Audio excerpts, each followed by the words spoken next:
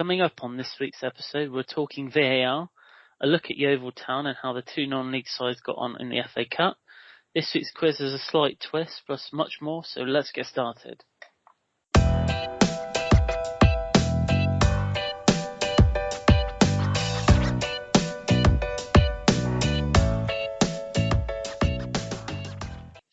Hello and welcome to a new episode of View from the Sideline podcast. It's Chris here.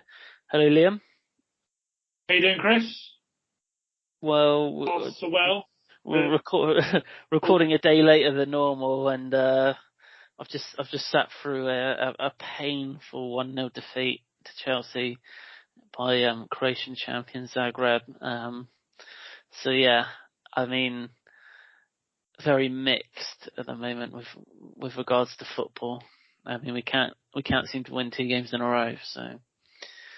Yeah, but recording this on Monday, like we usually do, then you'd have been very happy. So it's our own fault, really, to be doing honest. They always record on a Monday. That's what we need to do. It's just, I hate early games in the Champions League. I don't know what it is. Just not a fan, but yeah, never mind. The Champions League games are back to back, so they're playing again next week. They got Salzburg next week, so. They're getting them crammed in before the World Cup, aren't they? Yes. Lots of games come in. Yeah, we're basically playing, I think we're playing twice a week now up until November, I think, so. Very good. Yeah, so I guess the talking point this week was kind of gifted to us in the form of VAR. Yeah. I mean, I don't think we've talked about it for a long time, but I don't recall a weekend where there's been so much controversy since it's come into play. And what I mean by that is to get the decisions wrong so badly in especially 2 games at the weekend. So yeah, we're gonna have a little talk about that and what we thought about it and obviously what it's going to look like in the future. So we'll start with probably the one that's, I think to everyone, even Chelsea fans, was the most obvious. And that was the West Ham United second goal deep into sort of injury time, and the goal was disallowed because of a foul on Mendy. Now, I'm not a referee, and I don't think you're a referee, but I just cannot understand for the life of me how it's gone through so many officials, yet they've still come out with the result that it was a foul. And this is coming from a Chelsea fan. You know, if that goes against you, I think it must be one of the most frustrating decisions I think ever. Mm-hmm. And to know that it's been looked at by at least probably 3 or 4 different people, and they've still come to the conclusion that it was a foul. I mean, at the end of the day, we got 3 points out of this, but like I said, if it's on the other hand, it must be absolutely infuriating. And I think David Moyes and Declan Rice both came out after the game, sort of with their comments, and rightly so. I think, you know, they've definitely lost 2 points there. Yeah. So it's one of those, and I think both of the incidents that we're going to talk about this week have been announced by the PGMOL as mistakes, haven't they? I think today they've said they were bad decisions, they were mistakes by the referee, but a little bit too late for that, really. You know, what can they do? They're not going to give West Ham an extra, point, and they're not going to give Newcastle 3 points. So it's a little bit too late for that, and it's one of those where everybody moans about the protection that goalkeepers get. I used to play in goal, so I'm part of the goalkeepers union, and even I'm a bit stumped as to what really happened. I mean, if anyone hasn't seen it, the cross has come in. Mendy's palmed it away 5 or 6 yards, not caught it, and then he's felt the slightest breeze as Bowen's gone past him, realised he's in trouble, and then started rolling around. And it's obviously worked. So Yeah, goalkeepers are going to try and do that now, I think, but it doesn't really stop Mendy from getting up, challenging for the ball, trying to stop the second shot or anything. So yeah, it's not a good decision, and I think it's one that I don't think any Chelsea player appealed for it. I don't think any Chelsea fan appealed No. for it. I think the only one who probably did was Mendy while he was on the floor, as I saw an arm raised as it happened, but I don't think He's anybody else spotted it, and the referee certainly didn't. no. And it's just, we've said it time and time again. It's the clear and obvious errors. This obviously wasn't a clear and obvious error. It's a very, I don't know, such a small decision. We can't be having VAR making decisions on absolutely everything that happens on the football pitch, and this was one of those. If you're going to start for these types of challenges, VAR is going to be available for literally everything that happens on the pitch, and that's not what it's there for. So they've got to think about how to stop this from happening, and I think they've got to learn lessons from rugby union, from cricket, from tennis, other sports that use a similar technology. And I think to stop the games being refereed from a room in, is it Stockwell Park, wherever they are? Yeah, Stockley Park. They've got to have, it's either got to come from the referee himself, who's got to say, I think I might have missed something there. Can you just check that goal should be given? Or it's got to come from a team appealing. If Mendy's appeal is that strong that Chelsea captain decides, yes, they want to appeal, then that's how they've got to do it. Else, it's just going to be ridiculous now, because every decision is going to be looked at by VAR. We've got to find a limit, basically. I personally, like in rugby union, the referee is the one that goes to the official that's using the screen. I think it's got to be the referee's choice to say, I think I've missed something. Can you have a look and tell me what I've missed? And he can have help from the assistants. He can have help from a fourth official. Stick a referee in the stand for all I care. However it is, it's got to come from someone that's in the stadium and not in a room somewhere who doesn't have a clue. So they've also mentioned, I know in previous discussions, about having ex-players who've obviously played the game, sort of been there, done that, in and around these referees making the decisions. You're then going to get accusations of bias, aren't you? Because like we've got so many pundits at the minute, and players play for so many clubs that it's going to be harsh.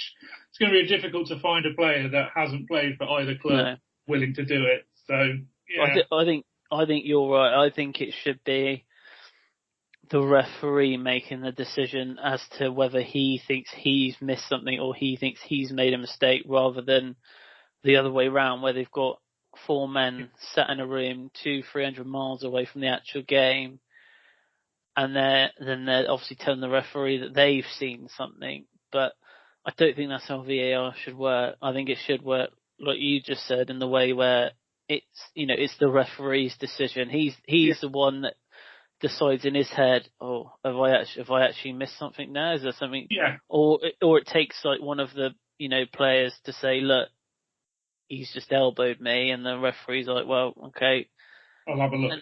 I'll have a look. Yeah. But whilst that is going on, you can still carry on with the game, and then the next time the ball goes out, the decision should be made by then as to whether it's a red card, if it's a penalty. I'm not talking about free kicks either, because and the thing that infuriates me with VAR the most is there's no set time of how far they can go back to something before something gets disallowed. So say your team scores a goal, and then VAR, and then they're like, he's not offside, there's no foul, and then they're like, well, 60 seconds previous to that happening, there was a foul, and you're thinking, well, 1 week it's 40 seconds, the next week, how far can they go back? But it should work in the way where the referee is the one who's in control of how it's used. And I think that way it eliminates the time it takes to, make these decisions, because sometimes you're standing there for, if you're a player, you're standing there 2-3 minutes before to find out whether you've actually scored a goal or not. And and the Chelsea and West Ham one in particular, it's not like the referee's missed this. It's where the ball is. He's looking straight at it. Mm. If this was something that happened at the other end, an off the ball incident, the referees are in one box and a player has punched someone in the other box, the referee's going to miss it. He's not looking at play. The referee's staring straight at this. It's not that he's missed it. No. But he's decided in that second it's not a foul.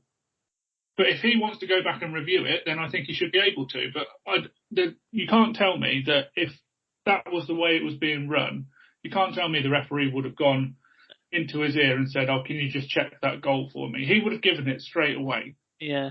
And I think he's made that split decision that it's not a foul and the goal's fine.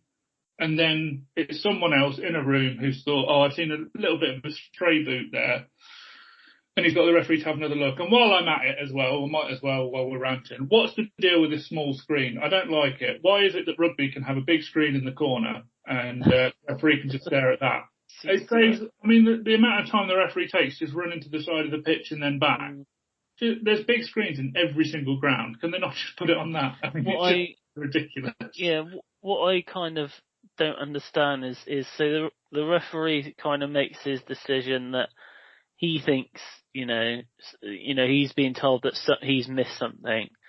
So he's then, okay, yeah. And then, although he's been told that he may have missed something, they're then telling the referee to go and look at it himself. Yeah. And I'm thinking, well, surely if you've seen something back in this hut 200 miles away, then what is the point in the referee going to look at another screen? It just doesn't make sense. It just doesn't make sense at all. And, that wasn't obviously the Chelsea one wasn't the only one this weekend. The Newcastle Palace game as well.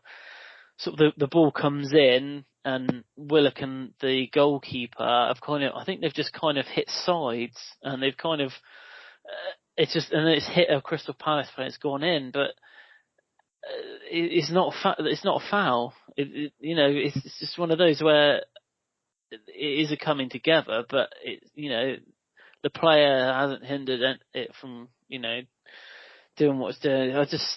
It's just gone mad this weekend for some reason, and it just shines a huge light on VAR and the fact that they've been using it for 2-3 seasons now, and we're still talking about things being wrong with it. And I'm not saying just scrap it completely, but seem to be doing something to make it better. I don't know if you saw the Brighton player scored probably the best goal he's ever going to score at the weekend. That was another from outside the box, and it baffles me that the guy is like 1-2 millimeters maybe offside in the build-up, and I'm thinking,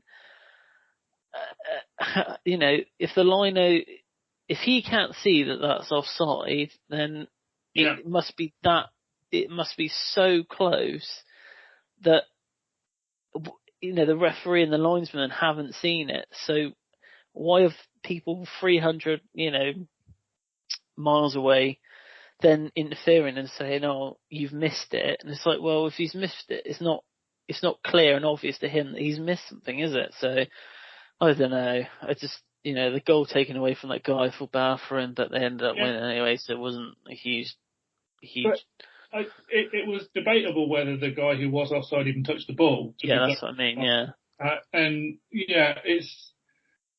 It's one thing having the capability to accurately show someone's offside by a millimetre or something like that. To have the technology to do that is incredible, but it's not needed. And again, no Leicester player appealed for offside.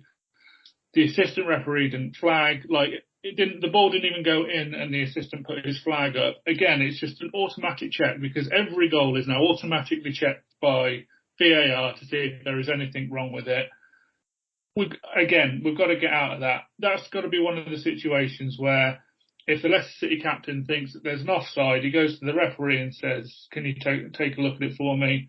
Or the assistant referee has got to say, they've all got headsets. He's got to put a note in the referee's ear to say, it was a tight offside call there. You might just want to check it. And if it's not obvious, if it's not a player literally standing, 3-4 yards offside, they've got to just have one look at it and just say yes or no. Because you're getting into such fine margins that it's so difficult to keep up, really.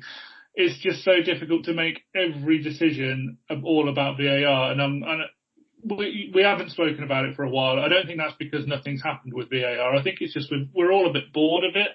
Yeah. And this weekend has just seen so many decisions. I mean, we haven't mentioned the Villa one, the one that didn't go to VAR because the official put his flag up for offside when Coutinho's about 2 yards onside and the ball's gone backwards. That's when VAR should have been used, but we didn't get the chance to use it because the official put his flag up. So that's not perfect either. You take VAR out of the equation and mistakes still being made. There's got to be a happy medium between the two. Yeah, I mean, obviously you saw some of the the Chelsea game tonight. So they are. I think they're trialing a new system, which looks a bit more. I don't know. It looked a bit more realistic and a bit more sort of quick. Like a 3D model. It's like a 3D. Yeah, it's like 2 3D models. They show like the player and then like the defending player and the attacking player. So it does look bigger and it does look a lot quicker as well. So. I mean, there are other systems out there that they can use. So, unless they've signed huge deals with these companies, I don't know. Because I don't know if you saw. Did you see the Huddersfield game? Yes, the goal that never won. The goal line technology that failed. That's the Villa Sheffield United all over again. Yeah, I mean that's a killer, that one as well, because the ball's over the line. It seems like everyone sees it's over the line, but because the referee hasn't had his vibration or whatever it is that they normally have on their watches, he hasn't given it. So obviously it's not the referee's fault. But yeah, it's cost him at least 3 points. So. The goal line technology as well. It obviously came in a few years ago. There've been 2 incidents now. Obviously this one and the Villa game a few years ago. There's been 2 incidents now where it's failed. But I don't think anyone would moan about goal line technology because of the times that it has got it right. It's not a debatable. It's either a goal or it's not. Yeah, I mean, and it's quick. It's instant as well. Quick. Yeah, and I think that's worked really well. So 2 decisions out of the hundreds that it's probably got right now, I think is, it's successful at least. But it just goes to show you that it's not. There's nothing that's going to be perfect. Even something as good as goal line technology is still got. Or there's still going to be times when it doesn't work properly. So, but it just seems the VAR is getting it wrong more than it's actually getting it right. Well, we'll have to see what happens this weekend. See if they sharpen that. Because do you think referees rely on it too much now? Yeah, definitely. Yeah. Now, it just feels like that they've always got a backup, and it doesn't like assistant referees, especially because obviously they now do offsides to the millimetre. I think assistant referees are more likely to sort of just leave their flag down and wait for the decision to be made on camera. But yeah, I think sometimes referees do kind of choke on making a decision and think, I'll just look at it on the monitor. Mm-hmm. Which I don't mind a referee doing that and taking some time and then going back, but sometimes decisions are so obvious that it doesn't need to be made. So, but yeah, I think we are too reliant on it. I'll have to see what happens in the next few weeks. I'm sure it will crop up again at some point this season. We're going to quickly move on now to some non-league news. We'll do the FA Cup stuff first. So we both had a slight interest in teams at the weekend for the first qualifying round of the FA Cup. So you had Rugby and I had Wincanton. So Wincanton actually ended up losing 9-2 to Tottenham in the end, which is, which isn't great. But to be fair, to get this far, it's a good achievement. It is a huge achievement for them. So, I mean, they can, even though they lost 9-2, they can still obviously hold their heads very high, because they were the lowest ranked team left in the competition at the time. So, but a slightly better news for rugby though, Liam. Yes, so it wasn't looking good, to be honest. I think we were 2-0 down, I think, at half time, and it wasn't looking good against Grantham Town, who I think are a league or two above where we are.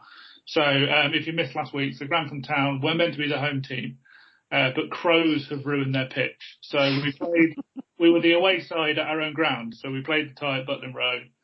2-0 down, and we actually came from behind to lead 3-2 going into basically the final kick of the game, where we conceded, and it ended 3-3. Grantham had a player sent off. So we're actually, as we speak, we are now playing the replay, which is now a home tie for us at Butland Road. So it's literally a repeat of Saturday's game. And for such a high-scoring game, I was kind of expecting something similar, but I'm just checking now, and at half-time it was 0-0, and I've not had any updates since then, and that was 15 minutes ago. So I'm assuming that we're nearing full-time, and there's not been any goals so far. So it looks like a pretty tight affair at the moment, but I will keep you updated. I think it should finish before we stop recording, so I'm going to keep refreshing Rugby's Twitter. Keep an eye on it, yeah. And let you know how we get on. But yeah, we very rarely do well in the FA Cup. We're normally knocked out at the prelim stage. So to get through to what is, I think this is the first qualifying round now. It is, yeah. Yeah. So to get through to the second qualifying round proper will be a big achievement for us. It's been a long time, I think, since we've done that. So I will keep you updated as we go. Yeah, and just a quick one, not non-league related, but Champions League other games tonight. I see Haaland scored twice for Man City tonight, and he's still got 23 minutes to score a hat-trick. So they were dominant in the first half. I did watch the first half before jumping on here, and they were all over Sevilla. I'm currently watching PSG against Juventus. PSG were 2-0 up at half time, but Juventus have scored and are probably having the better of the play at the minute. So that looks like it's going to be an interesting last, what have we got? Half an hour or so at the minute left to go. Right. So last week you requested us an update on Yeovil. Yes. Now it is not positive. So they are currently just above relegation on goal difference, and so 7 games in. And they lost at the weekend to York 1-0, and it's just one of those where I just don't think that they've recruited okay over the summer, but there's still a lot going on behind the scenes. So they sold the land and stuff back to the council sort of over the summer to obviously get some money in. But sort of, results, they've won 1 game in 7 this year, and that was to Dagon Red. Other than that, they've lost to Scunthorpe. They did draw with Wrexham, but they've not been getting sort of, the games that they've lost, they've only lost by 1 goal, and they have drawn 3. So they've won 1, drawn 3, lost 3. The games they've lost, they lost 2-1, 2-1, and 1-0. So it just seems to be goals they just are struggling with at the moment. I mean, they've got Woking coming out and then Eastleigh next week as well. So, I mean, not great. This predates the podcast, but it was only sort of 8 seasons ago that they were in the Championship. So, and they're literally 4 places from getting relegated, which is mad when you think about it, because the playoff. So when they got to the playoff final in League One, they beat in the first playoff game. They beat Sheffield United over 2 legs, and then they beat Brentford in the final. And since then, both those teams have been in the Premier League. So how times have changed. Yeah, So I mean, they've got a person, an owner who's not interested in the club. I think he wants to sell. I think he's been quite keen to sell. And I think he's made it quite vocal that he does want to sell the club. So, but this has been going on for a long time now. So, yeah. So lack of investment. I mean, and they got relegated to the National League 2-3 seasons ago, and sort of curse has hit it where it's one of those where if you don't seem to go straight back up, you're kind of destined to be in there for a few years. So yeah, there's a lot of big teams in there. Again, I know I sort of say this every year, but you look at Notts County obviously being down there. Oldham got relegated, didn't they? So they're now down there. Obviously, they used to be in the Premier League. Scunthorpe, who similar to Yeovil, were in the Championship not so long ago. I think that was only about 10 or so years ago, and they have just gone down and down. Again, I think it's a sort of similar issue. Owners looking to sell both of those clubs, and Scunthorpe were doing worse than what Yeovil are. Scunthorpe, they beat Yeovil first game of the season. They haven't won since. They've lost every game.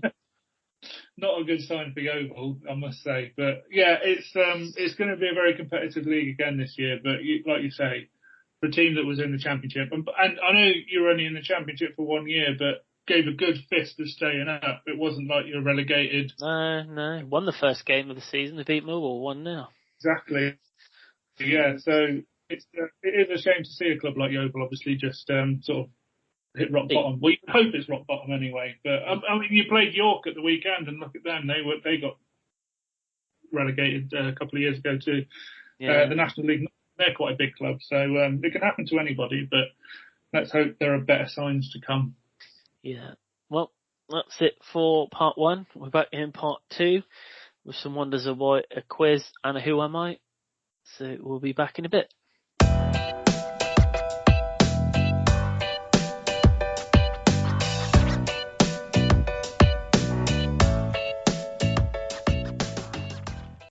Hello and welcome back to part 2 of this week's podcast. We're going to go into some Wonders of Why, and the first one is to do with a supercomputer. Ooh. So, a supercomputer has predicted that Manchester City, I guess, should win the Champions League. It predicted that they have a 20.7% chance of winning, and Liverpool have got a 19.8% chance of winning. Ooh, that's close. It says Chelsea got 2.8%, but I'm going to go with 0% after tonight.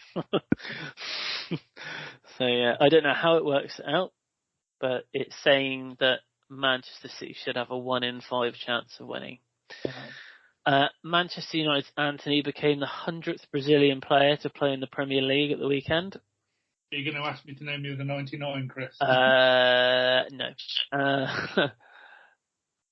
What should we do next? So Ivan Toney became the 22nd player in Premier League history to score from a free kick and a penalty in the same game. Willian was the last player to do that in 2020. Wow. And this one. We've messaged about this one already this week. So maybe a first ever in history, but a goalkeeper was sent off for urinating midway through a game. That was in the FA Cup game against Shepton Mallet. So yeah, Have you seen the video for it? I've not seen the video. Have you seen? There is a video out there. If you hunt it down. Is he discreet about it? Does he leave the pitch? It's let's put it this way: it's not the biggest of grounds, and behind the goal there's no stand. It's literally just right. barrier. So he just hops over the barrier behind the goal and goes in the bushes. And I think everybody was just a bit confused as to what he was doing initially, and then it became quite clear what he was doing. And I can't remember who it was that was talking about it. I think a referee was talking about it. I saw it at the weekend and said it's a red card offence for urinating on the pitch, but he wasn't on the pitch. So I think they've got good grounds for appeal there, to be honest, because he was definitely off the pitch. when he did it. So, yeah, interesting one. Yeah. Okay, right, we're going to move over to the quiz. Now, the quiz has got a twist this week, because there was only 5 questions. That's not the twist. The twist is, so each question has 4 individual questions. We are going to play a game of higher or lower. So this is all to do with the transfers that have happened over the summer. So I will give you the first one, and then I'll give you the name of the second player, and you just have to tell me whether you think it's higher or lower of the fee paid. Okay. So the first one, so I'll give you this one, is Haaland at 54 million. Okay. So next one, Paqueta, higher or lower than Haaland? Oh, it was close as well, wasn't it? Because it was their record fee. I think it was above 50. So Haaland was 54 million. 54. I want to say Paqueta was 52. I'm going to go lower. You were right to go lower. It was 38.6 million. Oh, I'm way off then. So Paqueta at 38.6. Next one is Timo Werner, higher or lower? Oh, God. You mean you just didn't kick him out for free? Scoring for fun at the moment for Leeds, which is frustrating. I am going to go... What did you pay for him? You paid quite a lot of money for him, didn't you? We paid a lot of money for him, but we didn't get a lot back. I'm going to go lower. I'm going to go low 30s. Right. You were right. He left for 18 million. Okay, next one. Sadio Mane, higher or lower than 18 million? That had to be higher. I'm sure that was higher. It was 28.8 million. And lastly, for this section, Sven Botman to Newcastle, higher or lower than Mane? Mane was 28. Sven Botman. I'm going to go higher. Correct. 33.3 million. So you've passed. Excellent. You've passed question 1. So well done. Question 2. If you can tell these again, they're going to get slightly more difficult throughout. So, okay. So the first one I'm going to give you is Malaysia for Manchester United. Okay. At 13.5 million. This is pretty obvious, this one. So next in line is Calvin Phillips, higher or lower than 13.5 million? That was 40-something. I'm quite confident it's higher. Correct. 44.1 million. Next up is Koulibaly to Chelsea. Was it higher or lower than 44.1 million? I just want to say at this point, clearly that 0.1 million was very important to Leeds. Very important. I think Koulibaly was 30-something million. I'm going to go lower. Correct. 34.2 million. Next up is Sinisterra for Leeds. Higher or lower than 34.2 million? Well, I want to say when we looked a couple of weeks ago that Aronson was their biggest sign-in, and I don't think he was that much, so I'm going to go lower. Correct. 22.5 million. And lastly for this section, Akanji, who's just recently signed for Manchester City. Higher or lower than 22.5 million? I didn't even see how much he signed for. I just thought there's another bench warmer for Man City. So I am going to go higher because it's Man City, let's be honest. That was incorrect. Oh. 15.75 million. Oh, come on, Dortmund. You haven't played Football Manager enough to know that you hold out for a deal with Man City. Come on. So you got the majority of those right. It was the last one. So section 3, we will start with Emerson at 13.86 million. Okay. Was Casemiro higher or lower than Emerson? Quite a bit higher. Quite a bit higher. You are quite correct. 63.5 million. Nunez to Liverpool. Higher or lower than 63.5 million? Oh gosh, there's so many Nunez's moved this summer. I was thinking of, is it Matthias Nunez that's gone to Wolves? No, this is Darwin. This is Darwin. This is the 75 million. So it's what was the last one? 63. So it's more. 63.5. Yeah, higher. So Nunes, it was 67.5 million. Wow. Next up, Cucurella to Chelsea. Higher or lower than 67.5 million?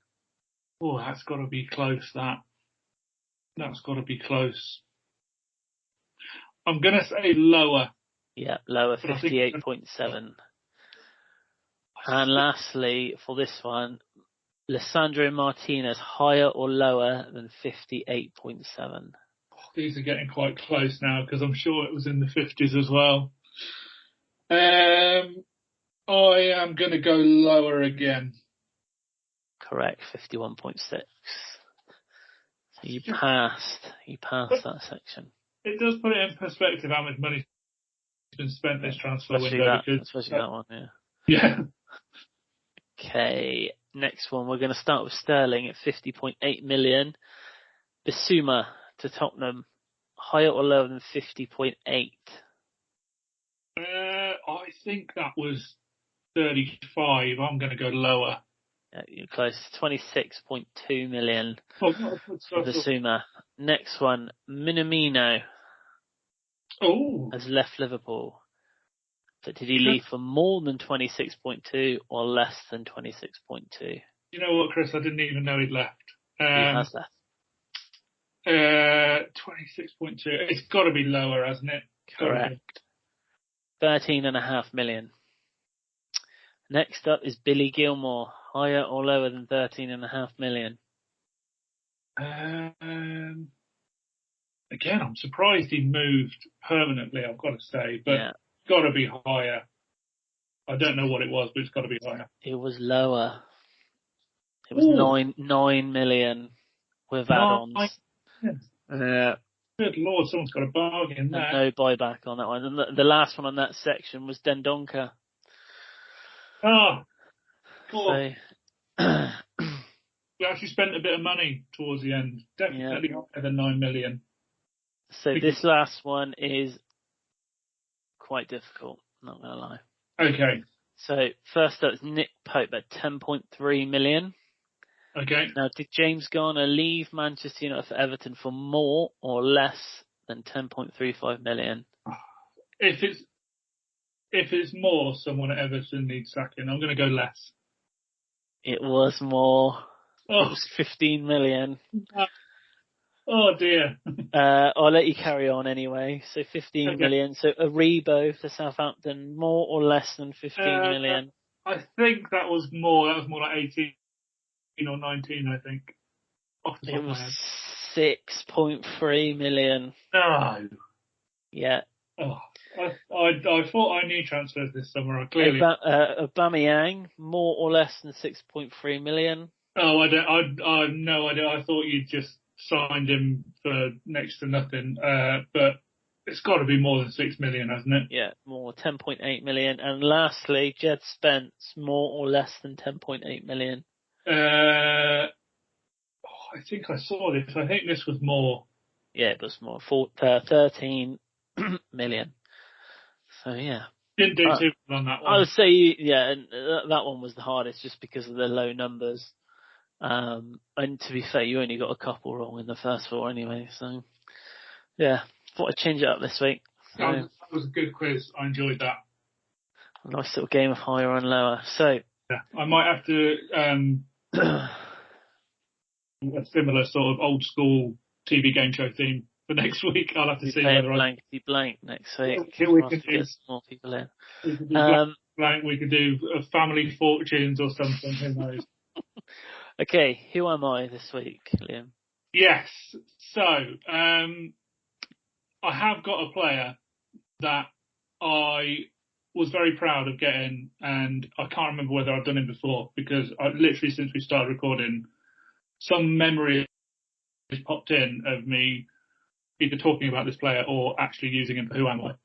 But I'll give you the option. Where do you want to start? At the beginning of his career or where at the beginning? Because the beginning you can kind of get the nationality.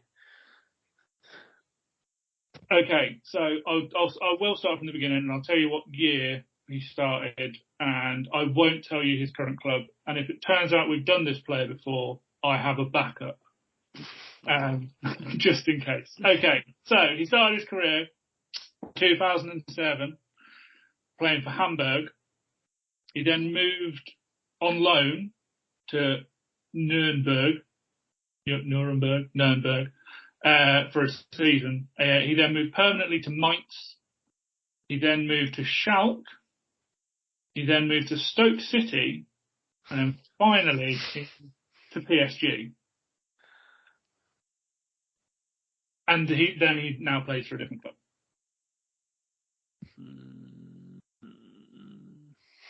Quite a lot. I think I know. I think I might know this one. It's the Schalke to Stoke to PSG. There cannot be that many lucky people in their lives to get. I believe he's at Bayern Munich.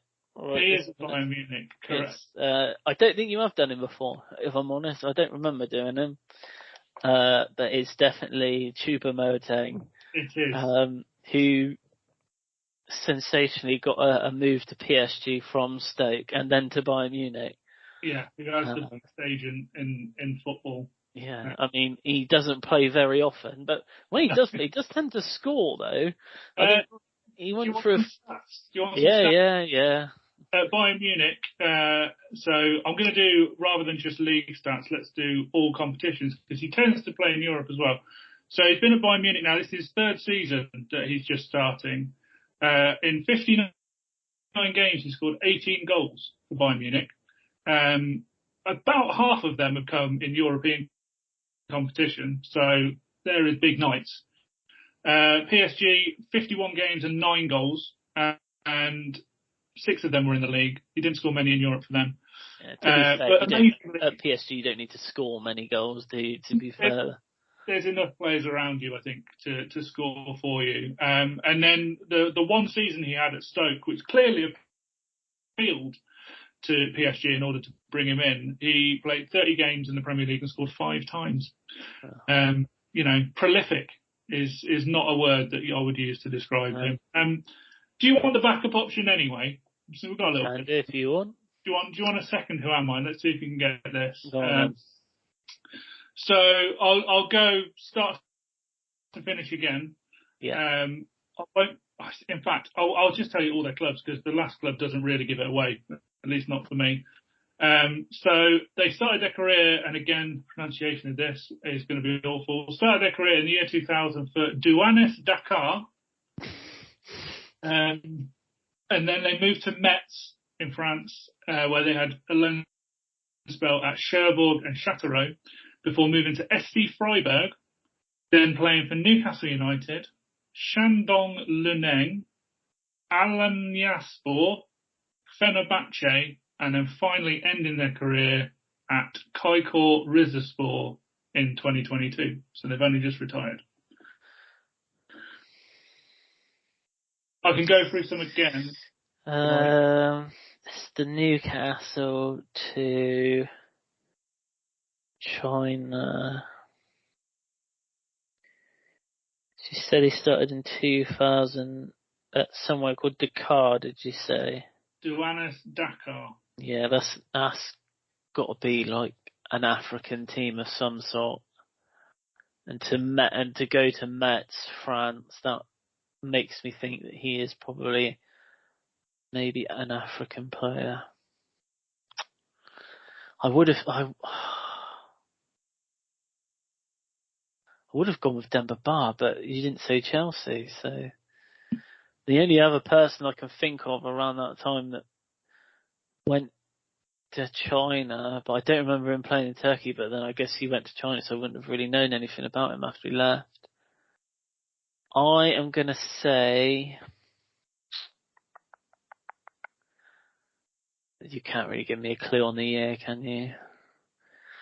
What year did he join Newcastle? You don't have to tell me when he left. He joined in 2012. 2012. Roughly about that. I'm going to go with Papa Cisse. Correct. It is. Yeah. Yeah, he joined on the 21st of January 2012 for Newcastle. And so some Papis Cisse stats for you. 44 goals in 131 games for Newcastle. Not bad. Yeah, a Not long bad. time. His stats are actually really impressive for basically every club that he played for. So we'll go from the beginning. Douanes Dakar, 23 goals in 26 games. For Metz, he got 38 goals in 104 games, so about 1 in 3, which is not bad. Freiburg, 39 goals in 67 games, including 22 in one season in the Bundesliga, which is pretty good going. And 18 and 34 for Shandong Luneng. And, you know, I mean, he's 37 now, and this was only 4 years ago, so he's, you know, 33, 34, playing for Alanyaspor in the Super League. And he got 42 goals in 64 games, which, again, pretty good record. Oh, yeah. And then he didn't really play much for Fenerbahce, 5 goals in 25 appearances, but I think most of them were sub. And yeah, and he decided to retire. But yeah, pretty good stats overall, really. Yeah, no. That was my back, both of them, so well done. Yeah. Just a quick update on the urinating goalkeeper. So his team have actually lost the replay to Shepton Mallet. I've just seen that Shepton Mallet won 3-2 tonight, so they're actually through to the second qualifying round. So the Siders are on them. Indeed. Just an update on rugby before we go. It has gone to extra time. It looks like it's still 0-0. And I think we're nearing half time in extra time. Actually, that's a lie. Breaking news. Rugby Town have taken the lead on the stroke of half time in extra time. It's just flashed up on my Twitter feed. So it's currently 1-0 to Rugby. And it's half time in extra time. Scenes in rugby. Absolute scenes down at Butlin Road. So yeah. So that's been this week's episode. VAR, some non-league talk, and a few bits of fun at the end there. So we'll be back next week, and I promise we won't be talking about VAR. We hope. And hopefully by then, Chelsea would have beaten Fulham, and hopefully Steven Gerrard still has a job after this weekend. Well, the City game has kept him in it for at least another week. So, yeah, but, you know, fair play. We hung on in there. So, yeah, you got it tactically right this week. So I can't have too many complaints. No. Oh, we'll be back next week.